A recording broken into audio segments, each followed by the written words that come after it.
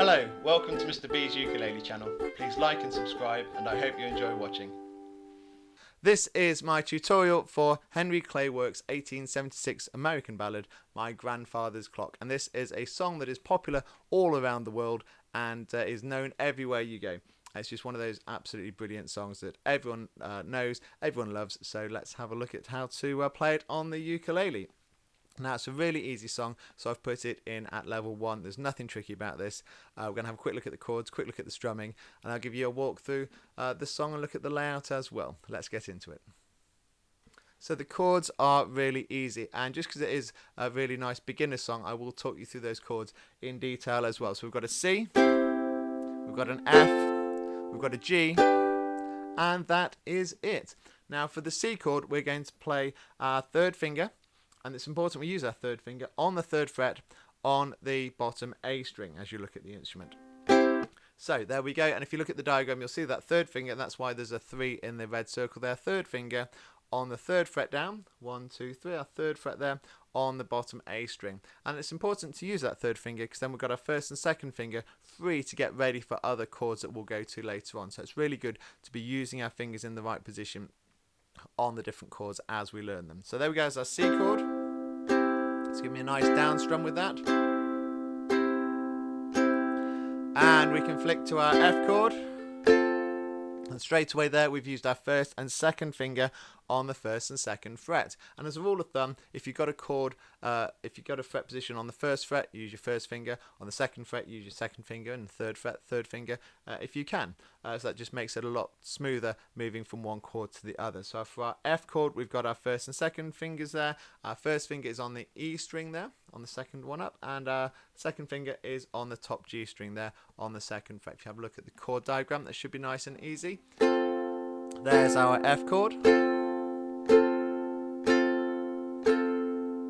And then we have our G chord. Now there's a couple of different ways of playing the G chord in terms of which way around you put your fingers. I think the most comfortable way that I find is your 1st finger on the bottom on the A string there on the 2nd fret. Your 2nd finger goes above it on the C string, also on the 2nd fret, and your 3rd finger goes at the side on the E string on the 3rd fret there. So if you have a careful look at the chord diagram, 1st finger, 2nd finger, 3rd finger, and that's the most comfortable way. If you get used to that, I think you'll find that's a nice easy way to play the G.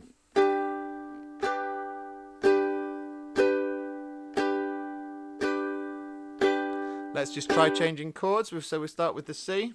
We're going to go C, G, C, F because that's the chord pattern of the song. Let's do the C, and then we go to the G. Now when you go to the G from the C, just lift that 3rd finger up onto the E string, and then you add your 1st and 2nd finger. So you go from the C to the G. Is quite a nice easy transition. Let's do it one more time. C, now to the G, G, and now we're going to go back to the C. And now we're going to put our 1st and 2nd finger down for the F. Okay, so just practice that C to G, C to F, and if you can do that, then you're ready for this song. Now the strumming pattern is really nice and easy. It's just a down, down, up, down, down, up, down, down, up, down, down, up. Now when we do the strumming down, we're using our fingernail, and when we strum back up, we're using the side of our finger there. We're going to use the side of our finger because that just catches the side of the fingernail. It means you're not just using the soft underside of your finger. It's a little bit more comfortable to strum up with. So we go down and down twice, and then back up. Down, down, up, down, down, up.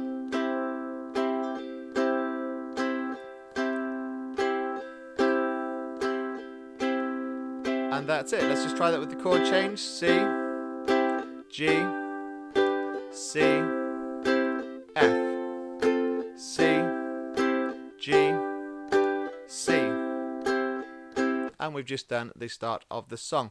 And the song's very simple. If we have a quick look at the layout, and then I'll give you a walkthrough in a moment. The layout, I've put there verse, chorus, repeat the verse, and then you don't repeat the chorus in my version. We're just going to jump into the final line at the end. So verse, chorus, verse, and then just the final 2 lines at the end of the song. And it's as simple as that. Let me just give you a quick walk through some of the songs. So it starts off on your C chord. And this is one where we sing the first word without any ukulele. So we sing the word my, and then we come in with the word grandfather with the C chord. So starting on the C. My grandfather's G clock was 2, back to the C, big for the F shelf. So it's C stood 90 G years on the C floor. And until we get to the word floor, I'm only doing the down, down, up strumming pattern once on every chord. I'll just do it one more time so you can see that. My grandfather's clock was too big for the shelf, so it stood 90 years on the floor. And we do it twice on the word floor. Floor. It was carry on the C, taller by G, half, then they back to the C, old man him to the F, so though it's C, wait not a G, penny wait back to the C, more. It was C, bought on the morn of the G, day that he was born, and was C, always his treasure, and G, pride. Now here we're going to go to a single down strum and a slap on the top of the ukulele there, and I've marked that on the sheet music with a forward slash on the score there, so you can see it says C forward slash, and that's where I want us to do a single down strum and a slap, and I do it twice on the C and then the G, so you'll see how that works. And was always his treasure and pride, but it stopped short, never to go again. So we do that once on the C and then the G, and then we go back to the C and the F. But it stopped short, never to go again, when the C, oh G, man, C died. Now we're into the chorus. Now I've put here a C with a dash, and I've done that twice, and that means I want you to let that C play on, and we're not going to play anything else until we get to the next C for tick tock, and you'll see how that works now. 90 years without slumbering, tick tock, his life seconds numbering, tick tock, but it stopped. Then we do the slaps again, but it stopped short, never to go again on the F, when the C, G, C, old man died. So the chorus, we're just doing a few different things with the strumming, very, very simple to do. We're just letting at the beginning on the first C, we're letting it reverberate, we're just letting it echo there nicely. Don't grab the neck, because otherwise that will kill the sound, so just let the strings vibrate freely, and it'll be a really nice long chord. 90 years without slumbering, tick tock, his life seconds numbering, tick tock, but it stopped. Then the slap, short, never to go again, when the old man died. And that's the chorus. So we do that in the middle. Then we go back and do the first, the verse again, and then at the very end, but it stopped short, never to go again, when the old man died, and we just finish with that final line of the song. And that is it, My Grandfather's Clock. It's a really nice, easy song to learn. It's a lovely traditional ballad all the way from America. Do have fun with that one. Thank you.